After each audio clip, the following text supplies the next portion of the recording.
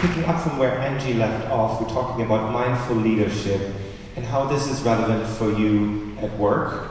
And whether you are in a leadership capacity or not, we will unpack how this can be of use to you. So my first question to you is, who is in a leadership position here? Would you call yourself a leader? Can we see a show of hands, please? Okay, so some reluctant leaders in the house. So very few, you may only have about 10% perhaps. And traditionally we think of a leadership position where you're leading other people, right? You have a team, you're guiding them, you're inspiring them. But actually I have some news for those of you who didn't raise your hands. You have now been promoted to become a leader as well. Because actually everybody is leading. You're leading your life if you're not leading other people. And this is what we call personal leadership. And this is really about leading from the inside out. And with that, of course, comes responsibility as well. You may have always thought, no, I don't want to be a leader because if I become a leader, then there's so many responsibilities, so many pressures that Angie alluded to already. Of course, you know, the deadlines, the expectations, the difficult boss perhaps, if you're working in a context where your team isn't so functional. But this, of course, applies to your personal life as well, right? If you're managing a family, if you have siblings, if you have a partner, there are so many demands placed on us nowadays. And it's about how to negotiate them skillfully. And what I want to do is speak about how mindfulness can help that it doesn't become so overwhelming, that the stress doesn't run our lives so much. A few statistics.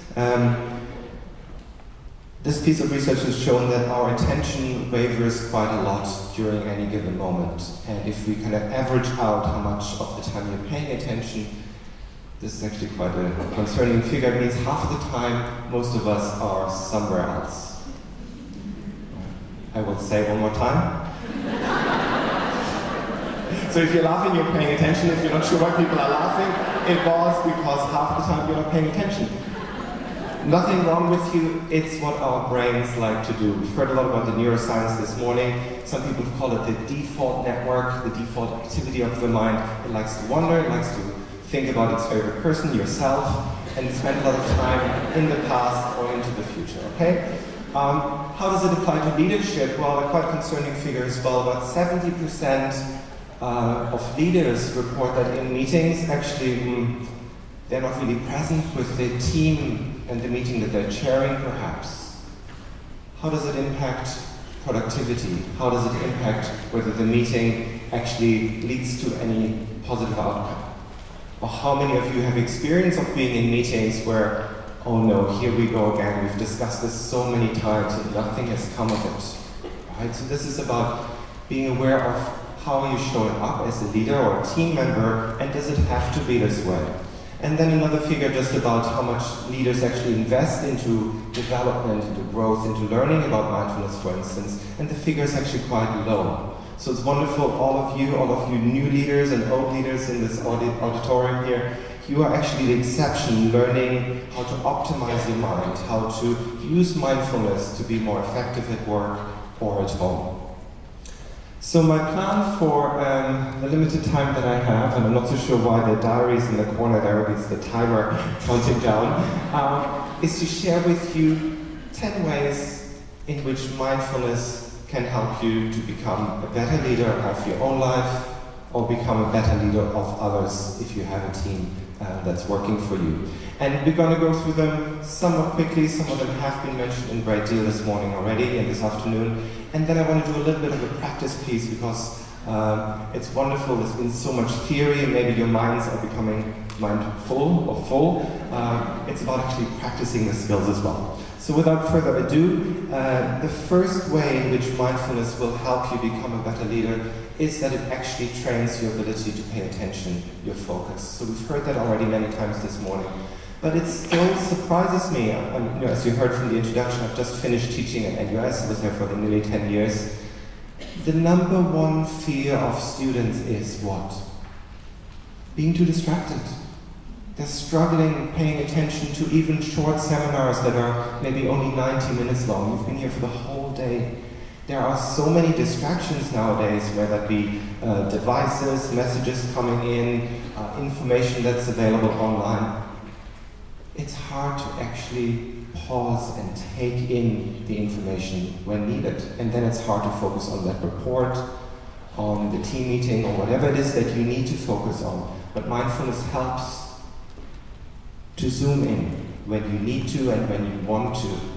And the two skills that you're practicing when you're engaging in mindfulness are two attentional skills. One is the focused attention. For example, you're focusing on the breath in your body, or you're focusing on sensations in your body.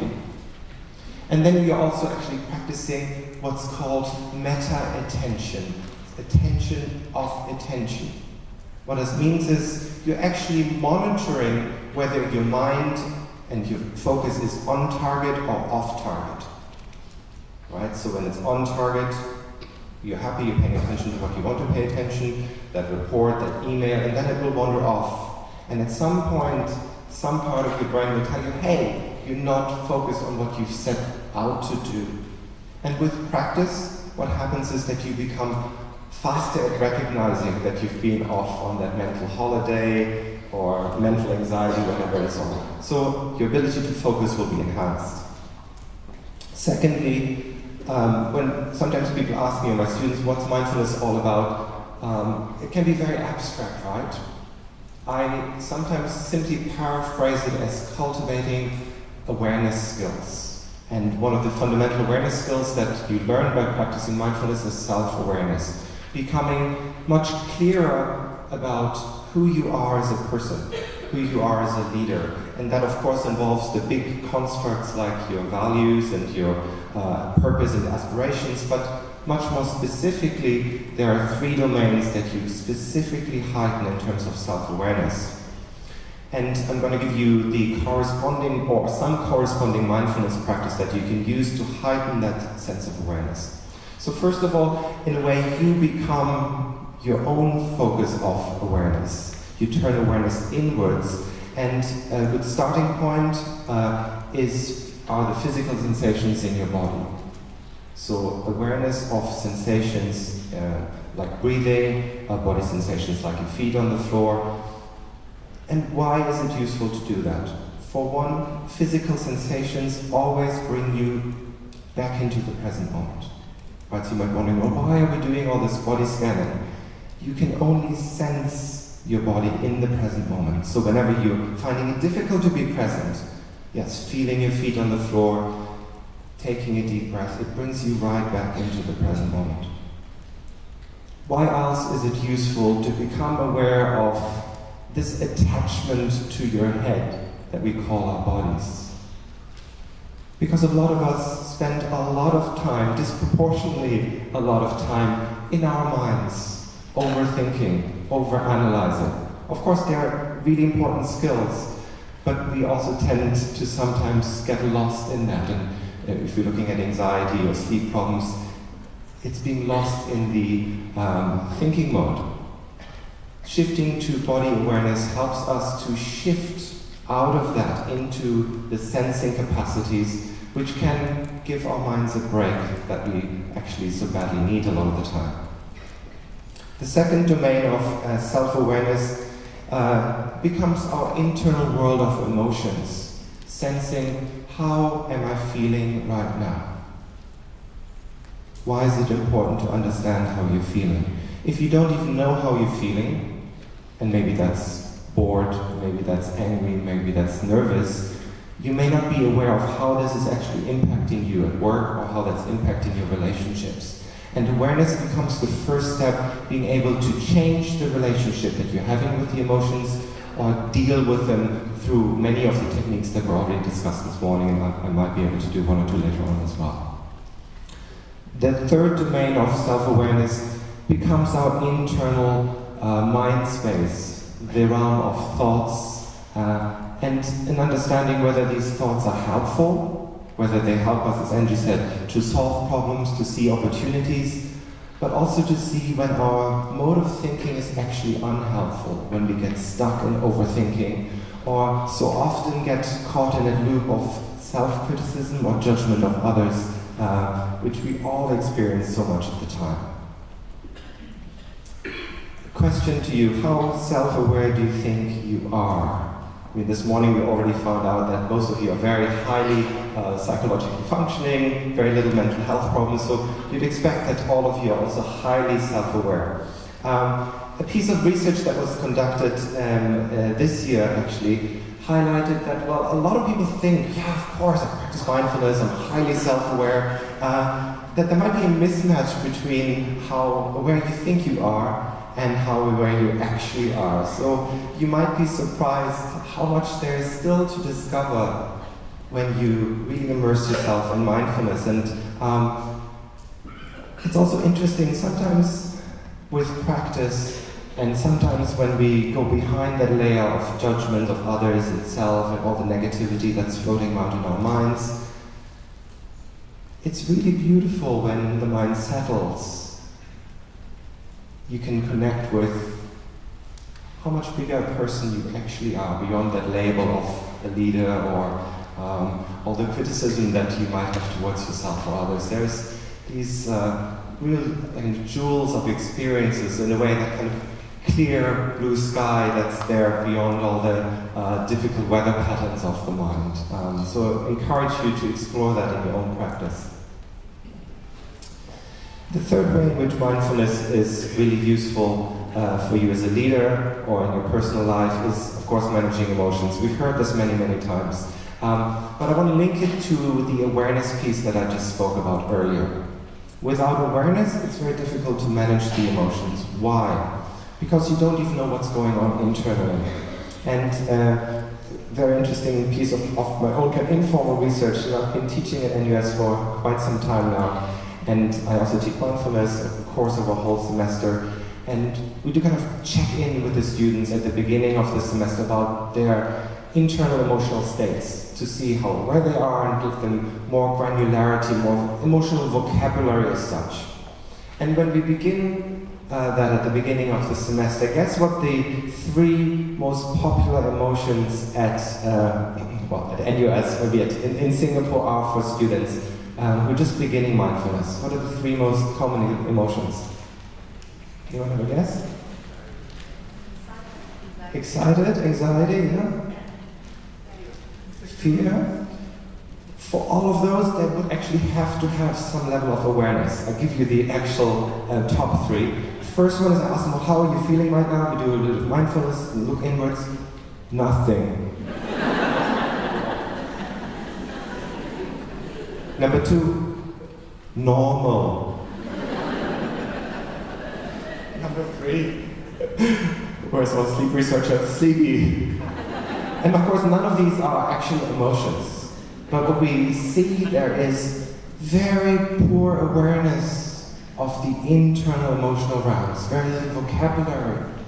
But it's quite beautiful to see with practice, giving the vocabulary, giving the skills, giving the awareness skills, how the students then become, real scientists, and how they can describe even having opposing emotions at the same time, and how that can be really useful then for managing emotions, because one very relatively easy and very powerful emotional regulation tool for mindfulness is being simply to name the negative emotion that you might be experiencing. So for example, if you are angry, acknowledging to yourself that, hey, I'm feeling angry right now. You can do that mentally, but even saying it aloud, perhaps, if that's appropriate in the context, already helps down-regulate the anxiety or the anger that you might be experiencing. Why is that so? Because you're re-engaging the frontal lobe. And it helps your brain to get a sense of, okay, you actually know what's happening for you, maybe it's not such a threatening situation. And then it actually slows down that difficult emotion. So this can actually be called name and tame, so acknowledging and speaking out the emotion that you're experiencing actually helps in the down-regulation of that same emotion. Of course, you need to know what emotion you are experiencing in the first place. Stress management, I will not go into it because we've heard so much about it. Mindfulness, a really tried and tested, powerful tool to manage the stressors that we're all experiencing at work, but also in our personal life. Mindfulness helps to shift away from automatic pilot, from reacting, going through the motions in your life, to really choosing how you're showing up at work, choosing how you're engaging with others in meetings, choosing how you're responding. So for instance, you probably all have experience of getting an email that's like, oh, really annoying, and then the temptation is there to just type something that's not very wise, and maybe you send it off and you're like, oh no, why did I do that? Mindfulness can help to slow things down, taking simply 1 or 2 deep breaths, and then asking yourself, am I in a calm state of mind? Do I see things with clarity? Do I have an open heart to respond, or am I just reacting to prove the other person wrong? It's really, really useful, and I think a lot of the conflict and arguments and misunderstandings at work are because people are reacting or are on automatic pilot. Mindfulness can really help to introduce choice, to be much more choiceful and skillful in how you're interacting as a leader or interacting in your personal life. And I also work as a clinician, and I get many of my clients come to me and they feel helpless, hopeless, a little bit like the poor rats in the study this morning from Dr. Lazar, stressed out, not knowing, well, there's only one way, or there's like a maze in front of people, but they actually don't even want to take any different direction. A sense of helplessness, hopelessness, and oftentimes when I explore that with my clients is because they are out of touch with what gives them meaning in their lives. They're out of touch with what's the purpose of their role in work, their purpose in life, their purpose in relationships, and they're out of touch with their values.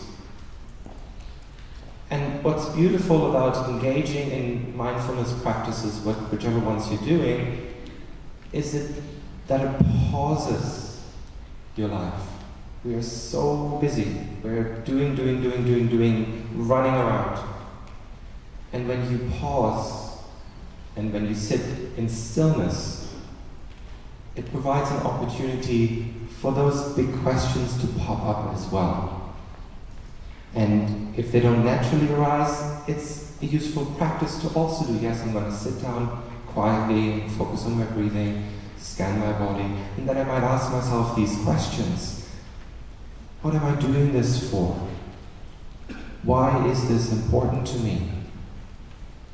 And then when you connect with that, you might be surprised how much that fuels you in terms of energy, how much that can give you joy, how much that can help with the sleep problems that you may be experiencing. And then, of course, it gives you a way forward. You have a sense of purpose. Oh, this is why I'm doing this 5 days, 6 days a week. All my working hours, my waking hours and working hours. But with direction, it actually becomes part of a joyful journey. Because whatever you're doing, if you can connect what you're doing with a bigger meaning, with a bigger purpose, and what we heard this morning, a sense of contribution also to the society, your immediate society, or the larger society, or the globe, that actually gives us a lot of inner joy and may open up opportunities that you might overlook if you are very unclear about the meaning in your life. Where we saw the robot this morning from Angie, some people are saying actually robots will take over even social services and hospitals. We have robots in hospitals already, but I agree with Angie, they're not just ready yet to take over complicated interpersonal skills like empathy. But that's why it's even more so important for us to cultivate these, right? Everything else will be automated. Everywhere else will be AI. What sets us apart are these skills. But there is also a somewhat frightening trend occurring that even, we look at medical students, empathy levels go down year by year. Because they're so stressed, right? And there's no space in the curriculum to pause and often connect with students in the traditional medical schools. We know that when you just look around at young people, or even I don't know, anywhere in Singapore, everybody's on their phones and their devices. It gets in the way of really deeply connecting with others, having a sense of, well, how does their world look like from their point of view? Can I connect with their feelings? And of course, if you are a leader, you want to know how your team is feeling about the decisions that you're making, and ultimately you also want to connect with empathy skills of your customers, right? How they are viewing the world. So it's a really important skill to have. And of course, empathy is not just useful in difficult moments when people are stressed. It's such an important skill to connect with others in joyful moments, right? And I love what Angie did this morning. She asked everybody to put their phones away. Just practicing putting your phones away and really using mindful listening to listen, not just to the story that somebody's sharing with you, but listen deep inside of them. How are they feeling about this situation? What is moving them? It's a very, very powerful gift that you can give them. And of course, if you're cultivating this self-awareness, this way of connecting with others through empathy, it naturally leads to much greater engagement at work. You want to reach out and connect with others, but actually you become attractive to others because you are open. You have a wide open heart, a wide open mind. The attitudes of mindfulness, of course, help. Curiosity, kindness, beginner's mind. If you bring that to work, or you bring that to any relationships, people will seek you out. People will trust you more. So it's a very, very powerful tool to cultivate for yourself. And then finally, if you engage in all these different practices and you achieve this sense of awareness, Angie spoke about it as well, it brings joy, it brings with it growth. I don't want to oversell happiness, that mindfulness is going to solve all your problems, you're going to be happy ever after. But be the judge for yourself. For many people, we've heard from the self-report studies, it brings with it greater levels of life satisfaction, it brings much more awareness of happy moments in your life, and perhaps actually it can bring much more sustained levels of happiness as well. How are we doing for time? 20 minutes. Okay, I'll do a 1 minute practice with you because I thought it's so important to not just hear about this intellectually, but embody it. Right? So what I invite you to do now is put your pens and paper aside and sit in a way that helps you to be wakeful. And then either closing your eyes or lowering your gaze. And I invite you to begin by setting an intention for this mini practice. This could be anything like you want to manage your stress better, you want to have greater self-awareness, whatever it may be. Connect with an intention.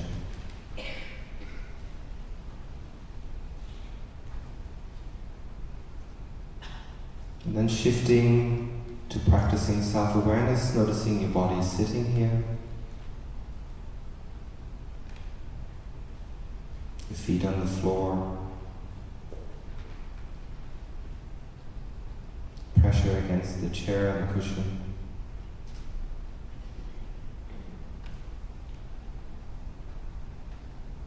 And noticing your body breathing itself. Nothing you need to change or do. Just observing your breath going in and out of your body.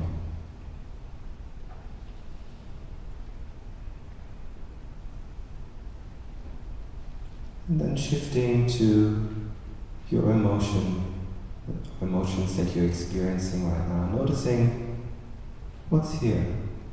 How are you feeling? No right or wrong way of feeling. Taking a note of that.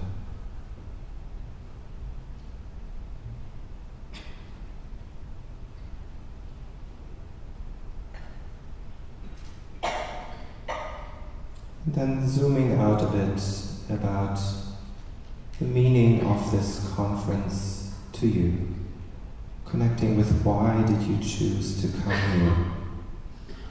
What made you take all this time out to come here, to pay attention? Connect with that meaning for you. Whether that's large or small, it's important.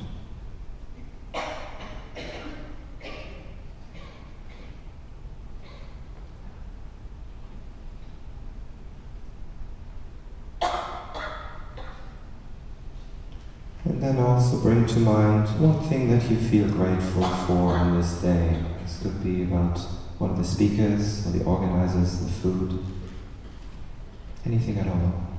One thing you feel grateful for today. Or that your family allowed you to take time out, whatever it is.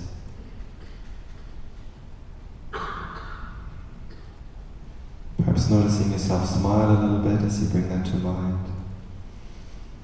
And then to conclude, take 3 more deep in and out breaths in your own time.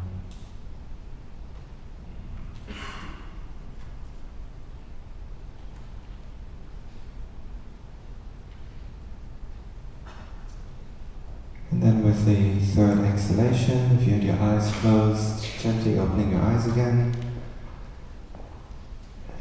Noticing the quality of your mind, quality of your emotions. Always amazing from out here how the energy changes. So with that I've run out of time, but I'd like to thank you so much for your attention.